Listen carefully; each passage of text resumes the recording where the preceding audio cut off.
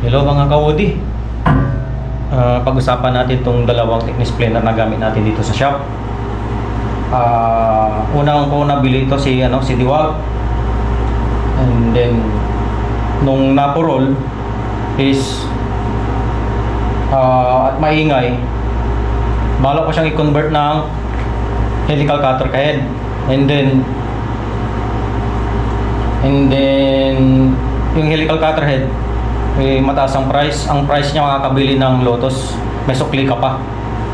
So, nung napurol yung blade nito at nagkukos siya ng ingay, instead na palitan ko siya ng cutter head, is bumili ako ng Lotus. Kasi dati, nung nabili ko to, wala pa itong Lotus. Itong si DeWalt din, hindi to available sa Pilipinas dati. So, nabili ko to ng more than 50,000.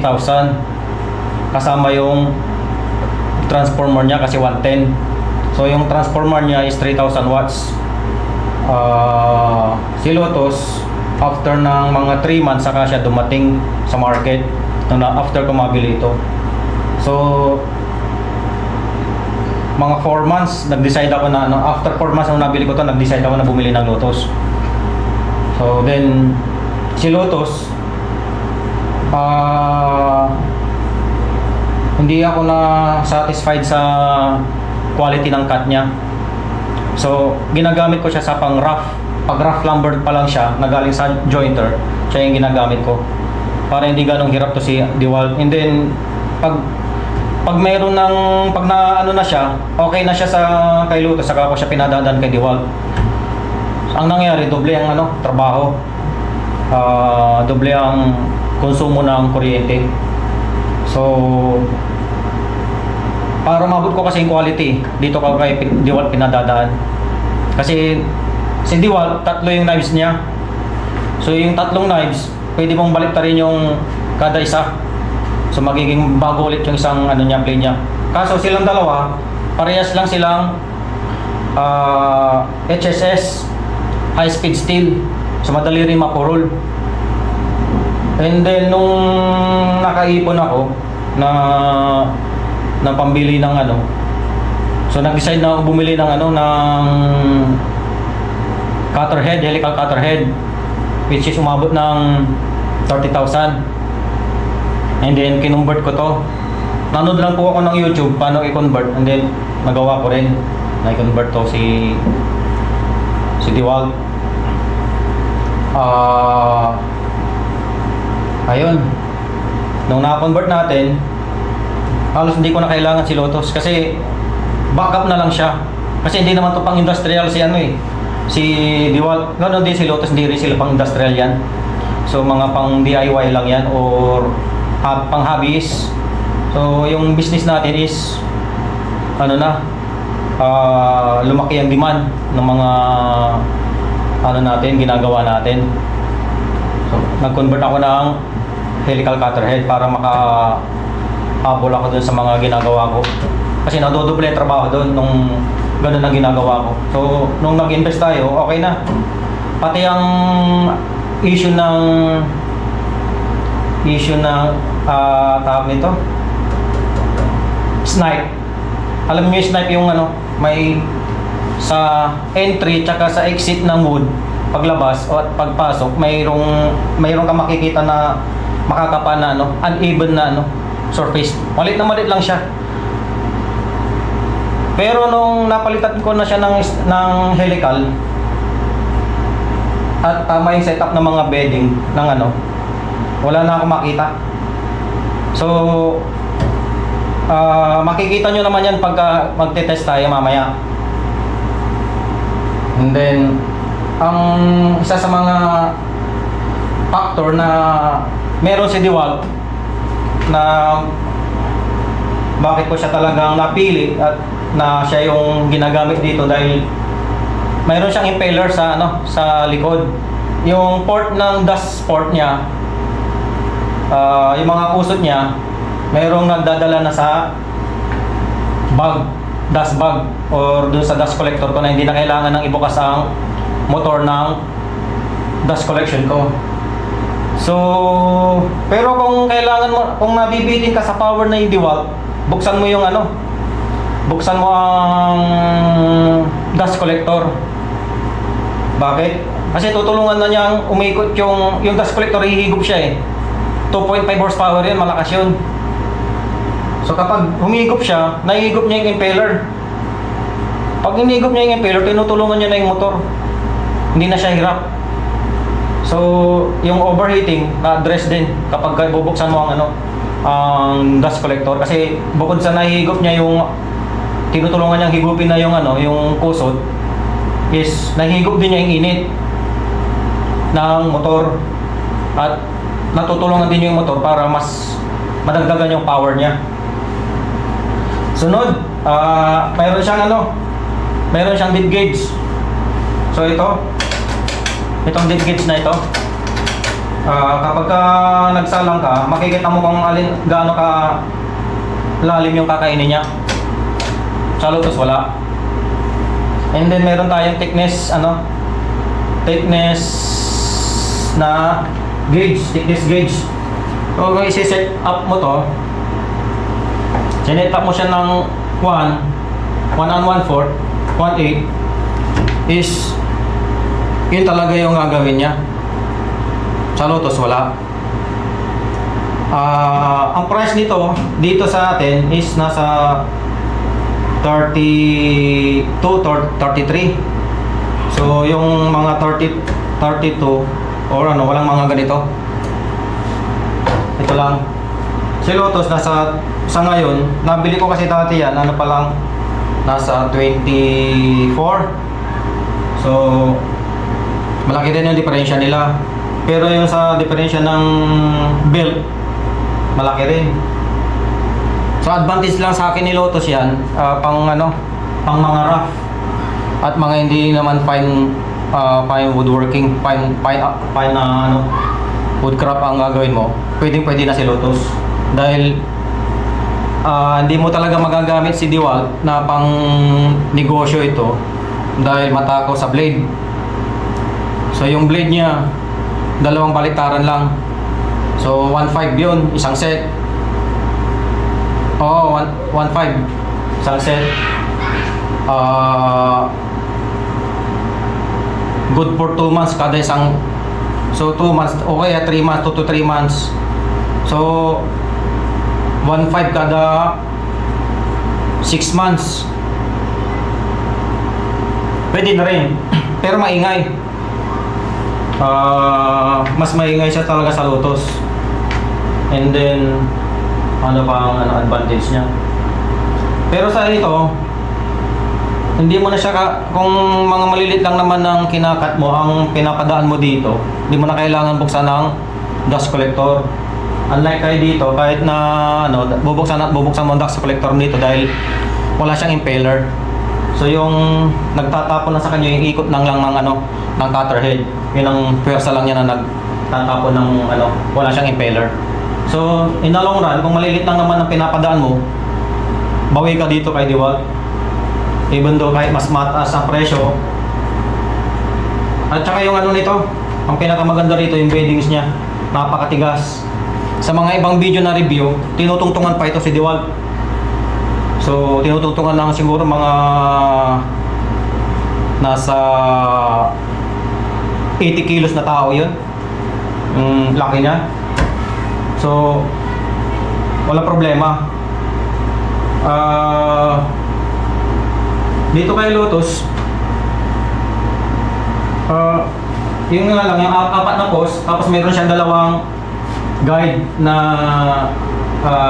pag nag-adjust up and down.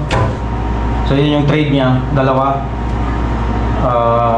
Ang problema rin kay Lotus dito, sa snipe, makikita nyo ito nagalaw mga bend niya. Hindi, unlike dito kay DeWalt, solid.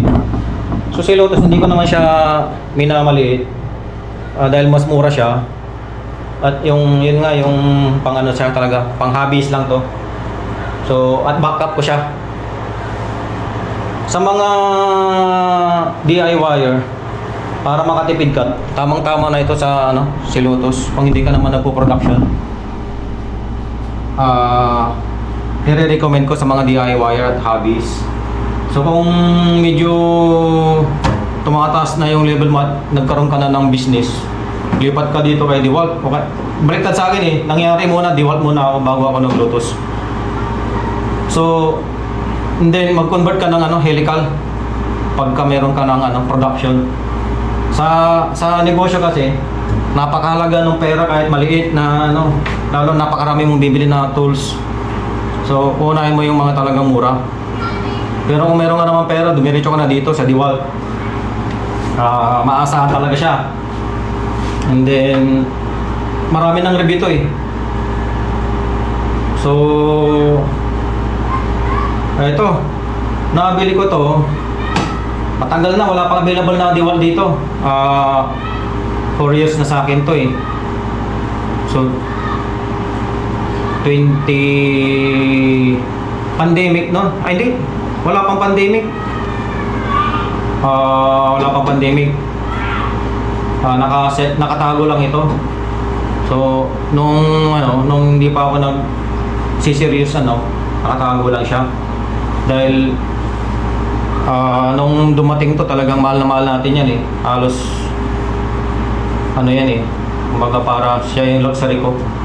So wala pa akong mga Laguna, wala pa akong ang mga miters pa lang mga Total, kung ano pa yung mga ko gamit lang. So siya yung pinaka-luxury ko dati. Obvious lang ako. And then nung sabi ko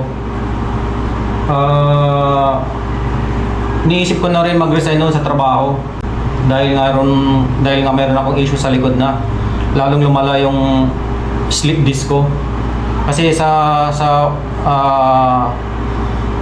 trabaho ko na as maintenance, more than halos 20 years ako sa company na palipat-lipat. Equipment engineer tayo. So sa maintenance tayo. And then nagkaroon ako ng issue sa likod. So sabi ko yun na yung nung lumala yun na yung turning point na talagang mag-decide na ako na mag-resign. So ang pinasok ko pa rin mabigat, pero hindi na ako yung ganong yumuyo ko. Nakikita nyo yung mga setup ko dito, mataas ang mga lamesa ko kasi ayoko nang yumuko. Ilang sakit ko pag yumuyo ko. Masakit. So lagi akong pag bumubuhat ako dito talagang tuhod ang yung hindi dapat mababaluktot yung likod ko. Kaya mapapansin nyo rin, lagi akong parang straight body na kumilos dahil masakit ang likod ko sa pagyuko, sa paggalaw na sa pagbend ng likod ko. So pero kung naipapahinga ko naman wala naman problema. Siguro pahinga rin talaga. Ito, kayo nang bahala, basta binigyan ko na kayo ng points kung ano ang talagang advantage nilang dalawa. Meron akong dito. Ito pala, 110 ito. Nung nabili ko to 110. So mayroon siya 3,000 watts na transformer. Made in Taiwan, made in China. Ito, mayroon anti-kickback din pala to. So wala pa namang nangyari sa akin na kickback dito. Dahil hindi ko naman siya gaano nagamit. Pero napalitan ko na pala ito ng rin, carbide. Maganda rin. Ang kickback na nangyayari kapag may mga nuts kang napadaan dyan na medyo malaki at matigas. Itutulak niya, pero hindi naman niya itutulak na itatapon niya na as in napakalakas. Malalaglag lang siya. So dito kay DeWalt meron siyang anti-kickback. So meron siyang ito, anti-kickback siya. So na-convert ko na pala to sa helical. Yung bedding niya. So wala na tayong ibang masasabi. Dito kay ay 220 siya So ang problema ko lang dito talaga yung mga bedding niya at snipe. So makikita nyo naman mamaya Lalo nung napalitan ko naman ng ano to, akala ko pag pinalitan ko ng carbide, mababawasan ko yung issue sa ano, sa snipe. So hindi rin naman. Lumiit lang siguro. Ano ba? Marirecommend ko pa yun sa mga hobbies, sa mga DIYer. Wala naman magiging problema sa inyo ito. Kasi mura. Ito, gagastos ka ng 33,000. Ito ngayon 27,000 dahil na bago na ito eh. Bago na yung ano na model nito eh. And then ito, gagastos ka ng 32,000. Straight knives. Siya yung pinaka the best. Siya na yung king sa mga Landsback na thickness planer. So within 6 months siguro darating na rin yung order natin na ano, Laguna. Kumuha ako ng Laguna na thickness planer. So asahan ko yun na bibigyan natin ng review. Asahan yun nagbibigyan ko ng review. Yun. Lahat ng mga gamit dito sa shop bibigyan natin ng review. So hindi naman siguro lahat ng mga maliliit lang naman din na mga ano lang mga major machine natin dito. So ito kung ano dito na tayo kay Diwal, kung tayo magpaplano rin na negosyo na talagang fine. Kung mga ano lang naman hobbies or ano negosyo na hindi naman ganun kailangan ng ano mga hindi issue yung mga snipe, kay Lotus ka na, mas makakamura ka, makakabili ka pa ng ibang gamit. So putulin na natin to hanggang dito na lang. Thank you po. So ito ngayon, binuksan na natin si DW735 para ipakita natin yung helical cutter head.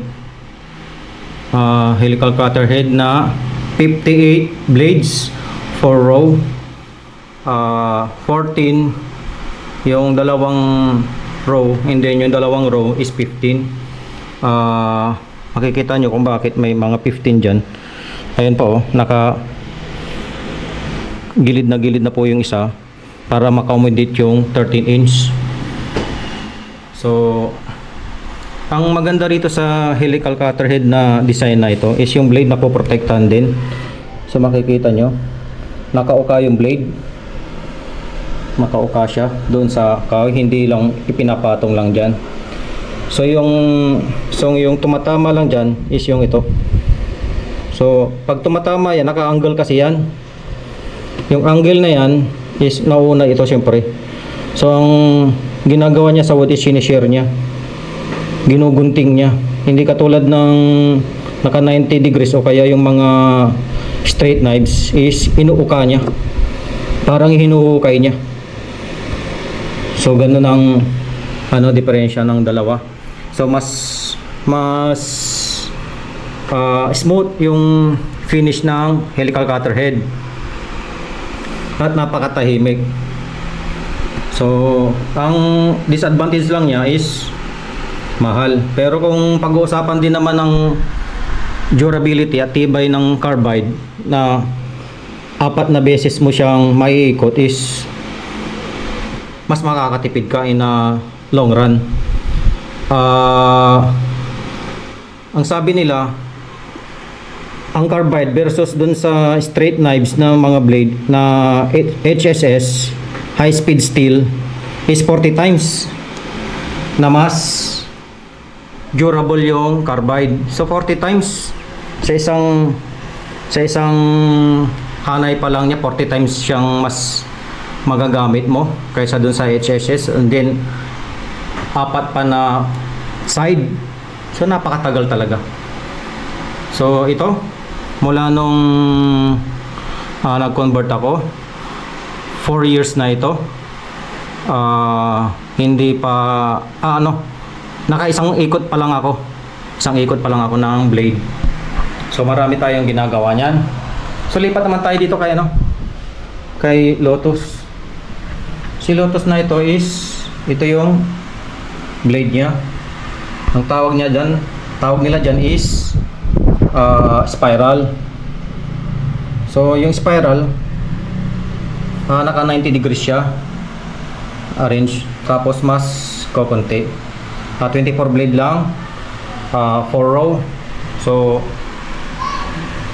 sa isang revolution, sa isang ikot, makakabuo lang siya ng isa. So ayun ang pinagkaiba. Doon, sa revolution, apat na niya nang tatamaan yung kahoy. So mas ang advantage naman ng spiral na ito versus dun sa straight knives is napakatahimik niya. Grabe, ito straight knives din to si DeWalt eh. 'Di ba? Kaso nag-convert tayo. So yun, kaya ako nag-convert dahil napakaingay at madali din mapurol. Mahal din yung blade. So para maliwanagan kayo kung ano talaga ang bibili ninyo. So kung si DeWalt ba o si Lotus. Para sa akin kung pang DIY lang, pwede na po si Lotus. Kung medyo commercial na yung ginagawa niya, si DeWalt, and then i-convert nyo sa helical. Kasi napakatibay nito ni DeWalt. Yung snipe niya sayang yung kahoy at yung oras mo na pagtanggal dun sa snipe. Si Lotus, hindi ko maiwasan yung snipe. Ito, gumagalaw ito. Pero kung mga hindi naman fine woodwork yung ginagawa nyo, pwede na siya. So at mas mura siya. Kasi yun, pag kinonvert mo yun, napakamahal. Ang isang helical cutter head, makakabili ka na ng Lotus. Ganun po kamahal yung helical cutter head. So i-adjust natin to kung paano sila mag-cut. So ito mahogany. So pinadaan muna natin sa jointer, sa Laguna jointer, helical cutter head din na ShareTech 2. So napakakinis. So mapapantayan ba niya ni DeWalt? Tingnan natin.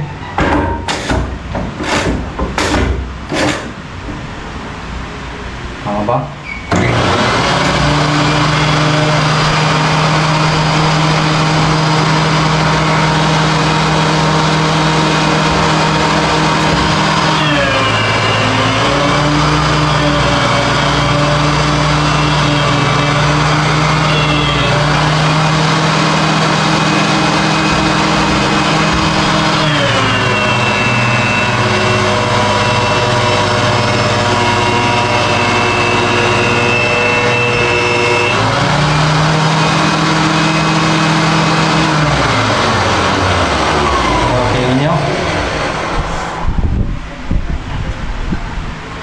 Makinis na makinis.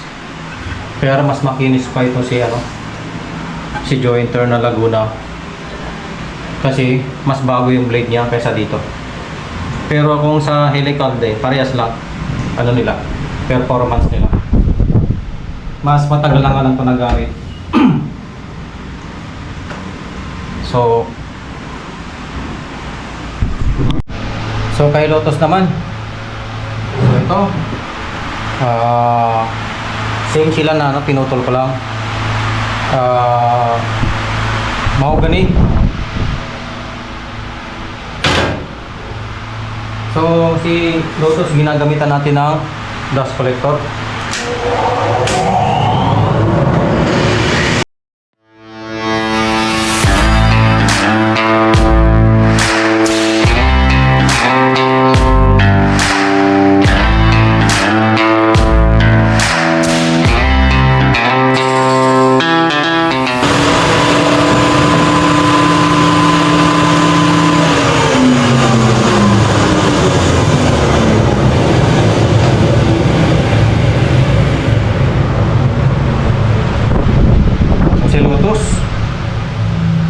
Ito, Lotus. Makikita nyo may snipe dito. Makikita nyo. May snipe. And then dito, sa exit, visible siya pero pag kinapa mo, konting-konti. Halos wala. Hindi katulad sa harap. Mas halata sa harap. Kaya pag nagjo-join, hindi pwede yan. May ano, magkakaroon ng siwang ng konting-konti. So, pagkumparahin natin to.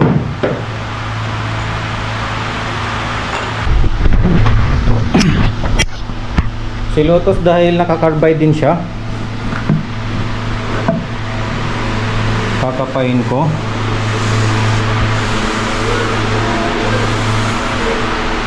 Konti ang diferensya nila. Pag kinapa mo lang, mas makakapa mo na mas pino si ano. Ito may marong kang nakakapa na ano.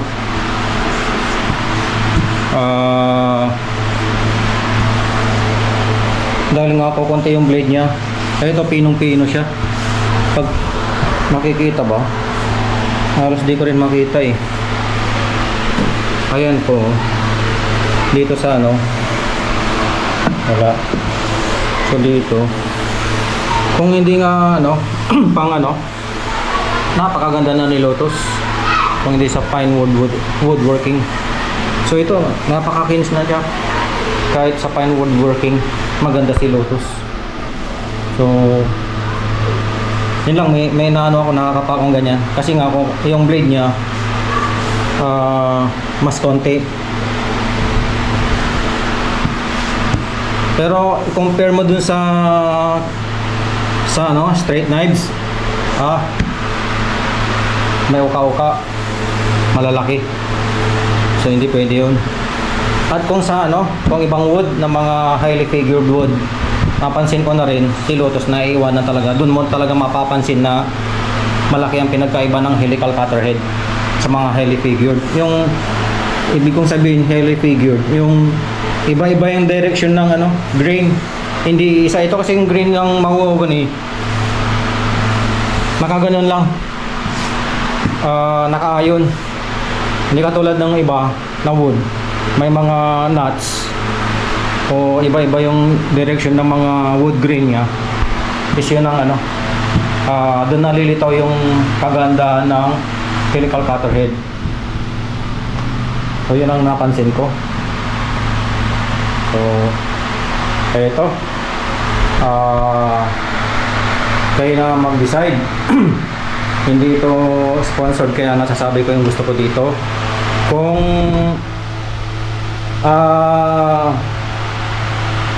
DIY ka lang, sapat na si Lotus sa'yo.